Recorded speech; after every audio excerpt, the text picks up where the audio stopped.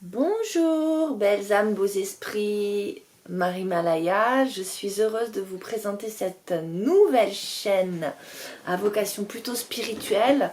Et quand je dis spirituelle, il n'y a pas de spiritualité sans l'incarnation dans le corps.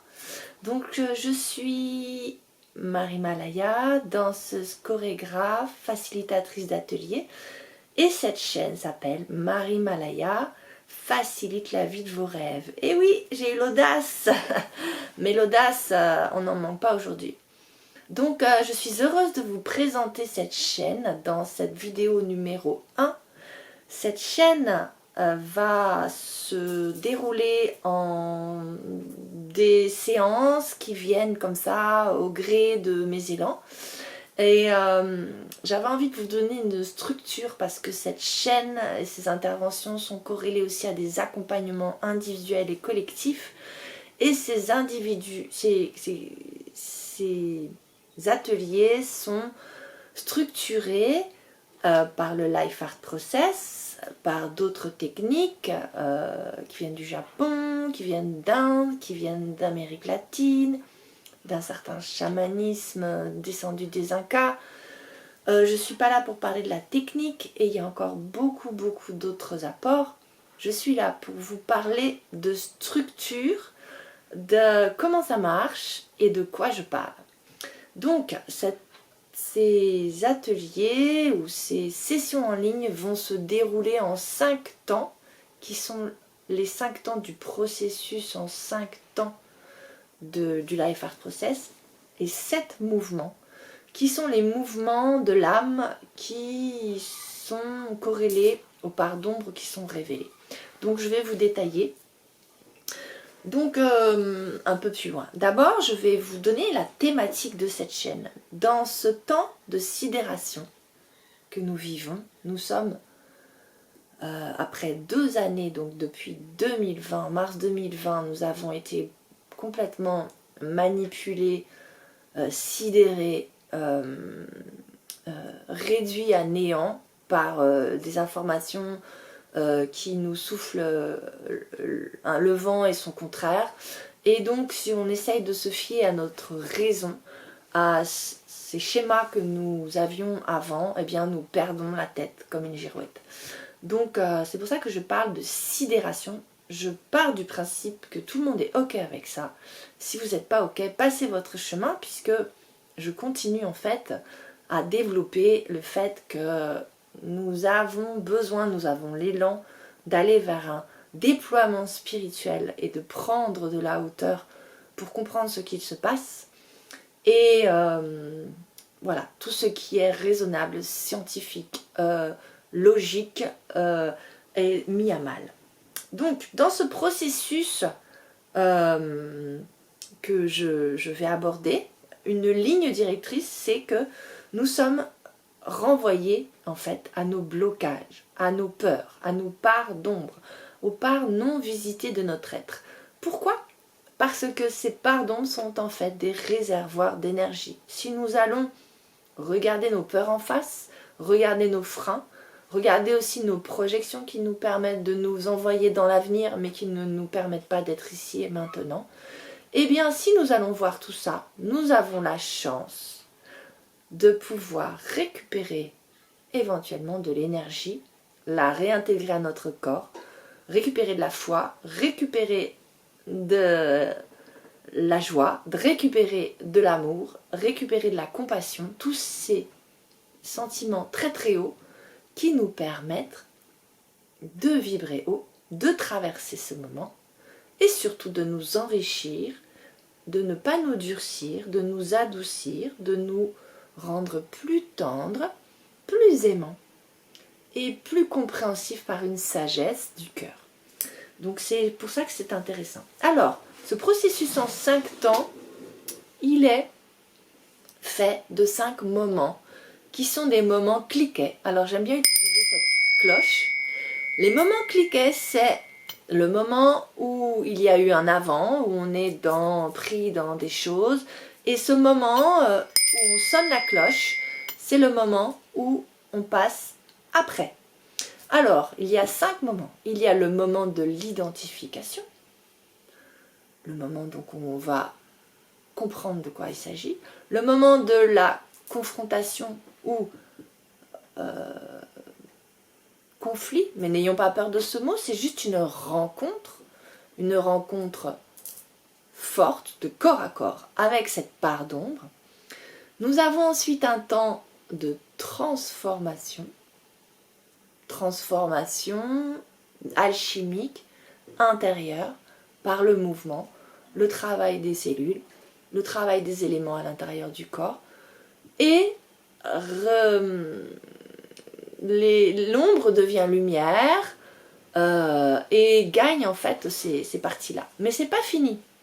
Quand on en est là, nous avons une partie de relâchement, puisque cette énergie qui nous a servi d'aller en conflit, eh bien, elle a été mobilisée, donc il y a besoin de respirer, de redonner de l'espace.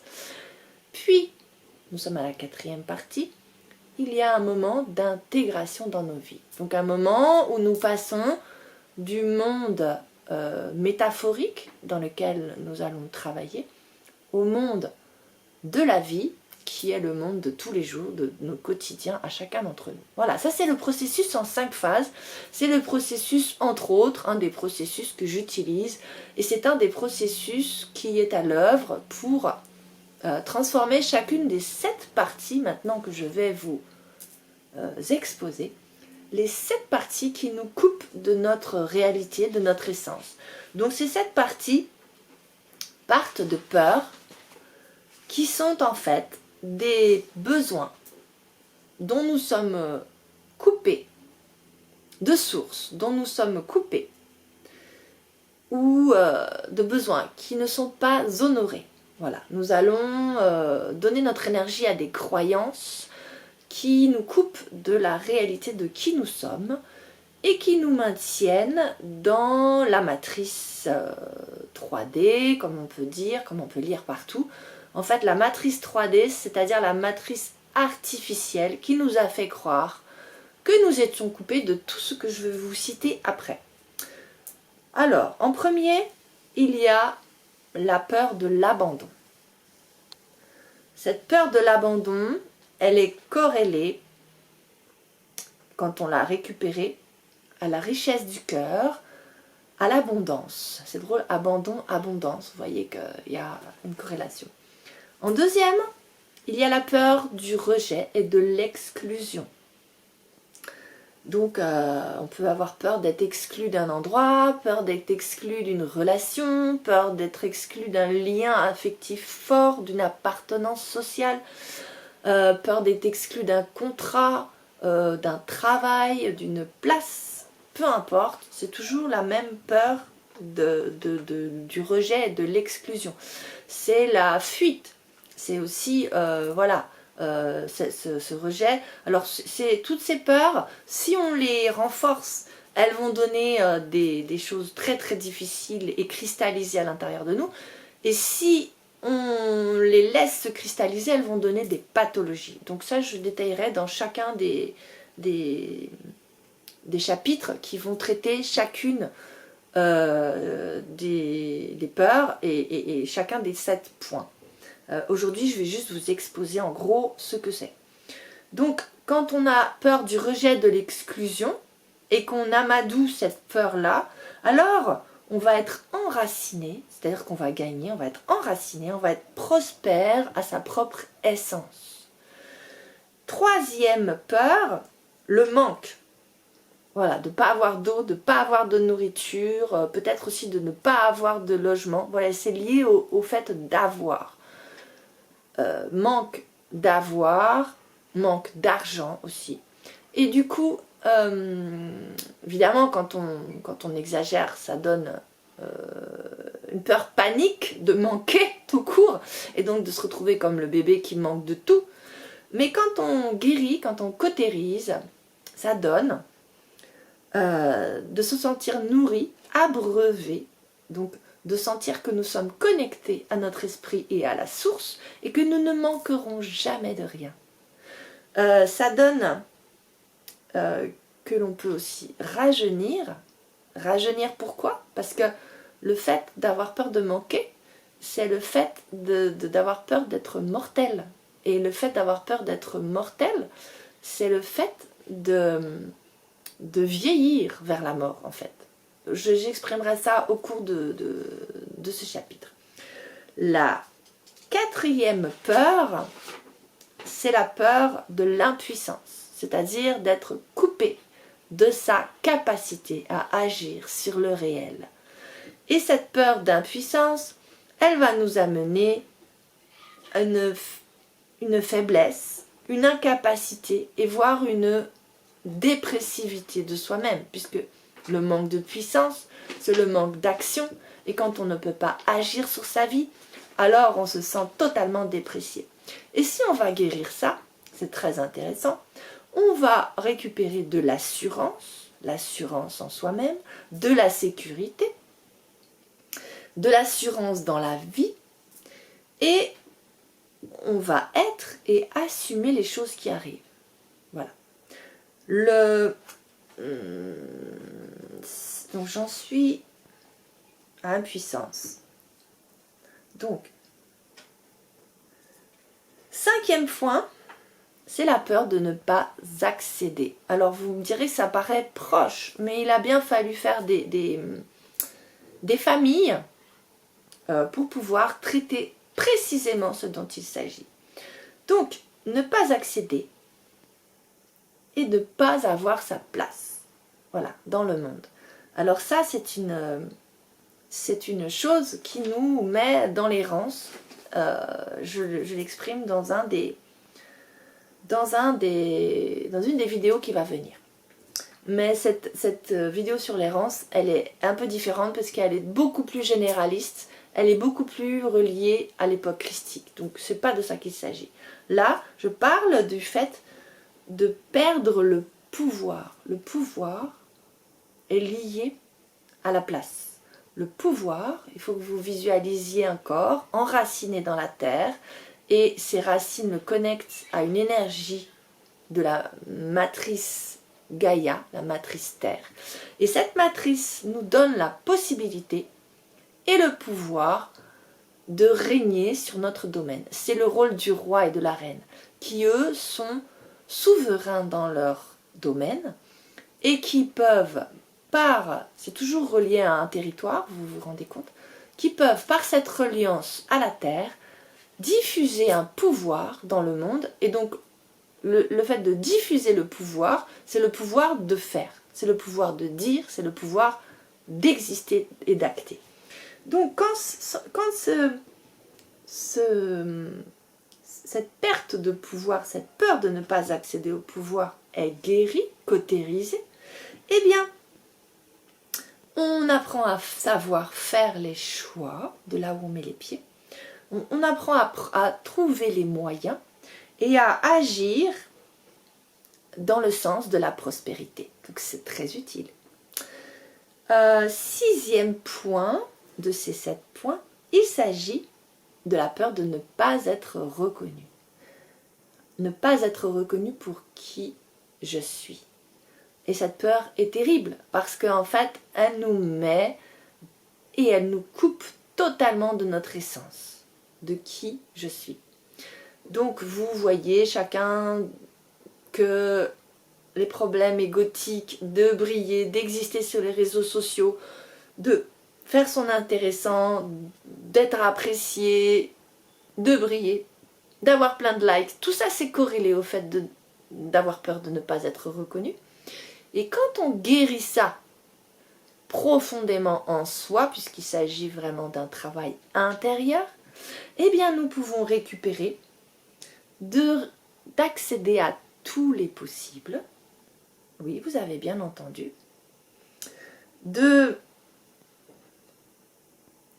d'aimer, de s'aimer soi-même, parce qu'en premier lieu, nous nous reconnaissons nous-mêmes, nous récupérons de s'aimer soi-même, et donc d'aimer les autres, ça va avec, forcément, et d'être aimé, puisque lorsque nous nous aimons nous-mêmes, tout ce qui est fait à l'intérieur se retrouve à l'extérieur, et bien, par quelque chose de très facile à comprendre, nous attirons à nous l'amour.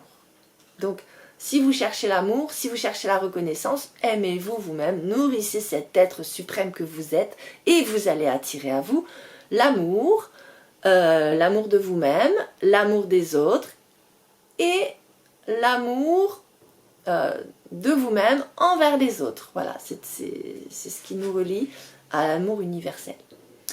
Septième et dernier point, qui est un point qui rassemble pas mal tous les autres. Je vais vous dire pourquoi. C'est la peur de souffrir, c'est la peur d'être rigide. En fait, c'est la peur qui est le point de convergence de toutes les autres peurs, c'est la peur de la mort. C'est la peur de l'arrêt.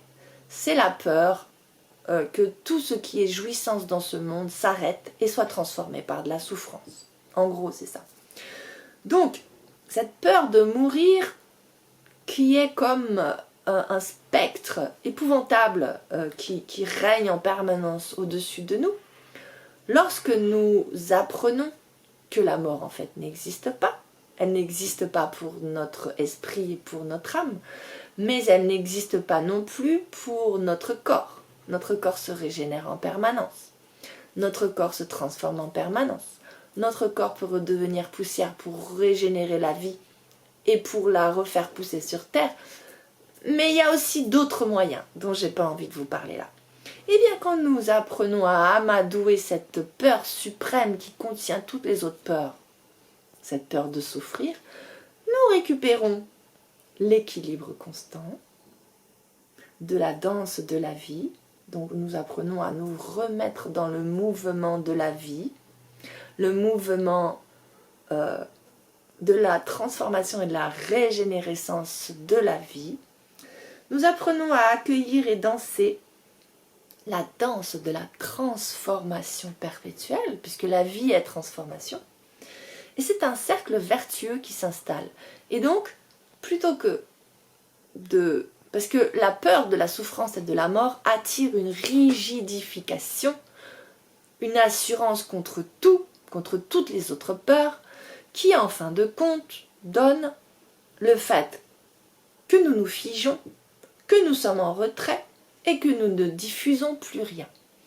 Donc quand nous faisons confiance en la vie, évidemment c'est un processus, ça ne se fait pas comme ça ne se décrète pas, eh bien nous appelons à nouveau la vie en nous, la danse de la vie, et nous appelons une renaissance perpétuelle. Et ça, c'est une clé. Et vous voyez que chaque fois que nous avons une peur, une ombre, une souffrance, en fait, cachée derrière, ou bien potentiellement, en potentiel, il y a une abondance de possibles. Voilà, c'est ça que j'ai envie de travailler sur cette chaîne. Alors, pour terminer, je voudrais vous inviter à vénérer, à remercier, à honorer et à célébrer toutes ces parts d'ombre que nous rencontrons, toutes ces difficultés qui viennent à nous et qui nous habitent, tous ces freins, aussi difficiles soient-ils, et j'en suis consciente, vous savez, je le vis aussi dans ma vie, à mon niveau, et c'est pas facile. Mais ça ne m'empêche pas d'être dans la bienveillance. Pourquoi ? Parce qu'à force de faire cette petite gymnastique de le cliquet, clic, alors on apprend que lorsque l'on accueille cette ombre-là, ça fait une place dans notre être. Ça agrandit, élargit l'espace des possibles. D'accord, cette partie est sombre, cette partie est noire, cette partie est une altérité qui n'arrive pas à entrer dans notre être, dans notre essence. Mais elle fait partie. Elle est là, sinon elle ne viendrait pas. Eh bien, lorsque nous apprenons à l'aimer, à l'accueillir pour ce qu'elle est, sans jugement, sans essayer d'être positif, sans rien essayer, avec le processus en 5 phases, comme je vous l'ai dit. Et ça, je suis heureuse de vous dire que je peux vous accompagner là-dedans. Eh bien, cet espace permet à plus de lumière, à plus de connaissances et de vérité de s'infiltrer à l'intérieur de nous et de faire agrandir le territoire de qui nous sommes. Donc en fait, ce rêve que nous avons par toutes ces peurs d'être reconnu, d'être abondant, d'être sans peur, d'être sans souffrance, eh bien par le simple fait de le vivre totalement, on peut accueillir cette part qui devient nôtre. Je vous remercie et je vous invite donc à me suivre, à commenter, à dire ce que vous en pensez, à partager. Et je vous aime tous autant que vous êtes. À très vite!